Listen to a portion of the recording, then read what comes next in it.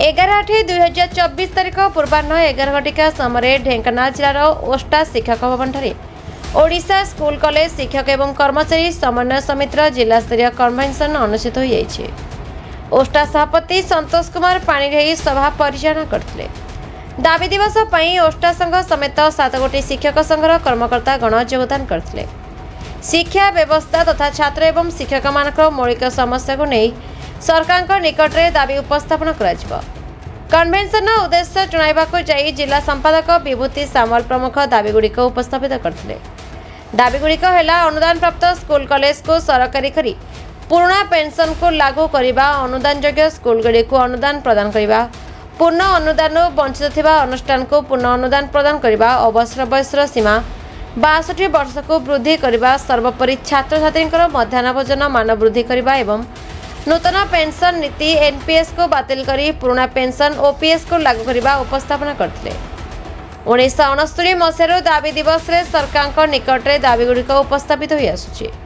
एणु प्रत्येक विद्यालय 3-4 जन रही अन्य समस्त शिक्षक कर्मचारी अगस्ट 16 दिन पूर्वाह्न 11 घटिका मध्य मास्टर कैंटीन छक पहुंचा अनुरोध करागला।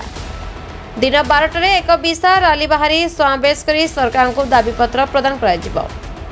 राज्य ओष्टा संघर उपसभापति प्रमोद कुमार स्वाई, ऑल ओस्टार जिला संपादक उमाकांत षडंगी, समस्त ब्लॉक संपादक मंडली, शिक्षक शिक्षयित्री, प्रधान शिक्षक बंधुगण उपस्थित थे। शेष में युग्म संपादक सुभाष चंद्र साहू धन्यवाद प्रदान करते। प्रमोद कुमार स्वाई, राज्य उपसभापति।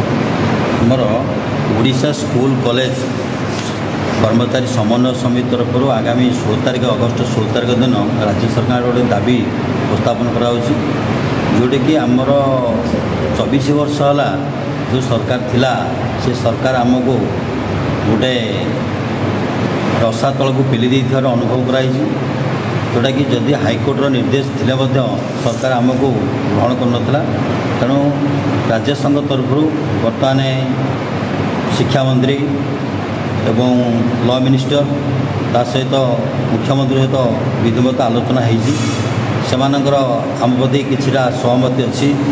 तेणु आम समस्त गोटे निष्पत्ति नहींचु जे ये सरकार आमको जान प्रकृत आम केते संख्यार शिक्षक कर्मचारी बर्तमान हाउताश करते, प्राय 5000 शिक्षक बर्तमान विदाय नहीं सारे।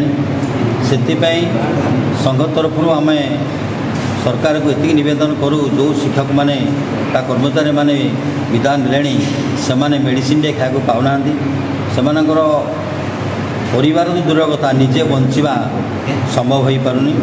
तेणु आम सरकार को निवेदन करूँ जीवनटा जदि 37-38 वर्ष कटिगले शेष मुहूर्त जदि से ये जो नुआ सरकार आसी आम आशा रखुचे सरकार निश्चय आमको सहयोग करेंगे।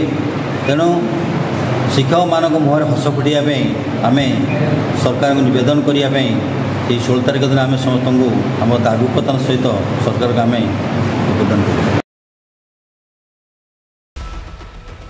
Report ONM news.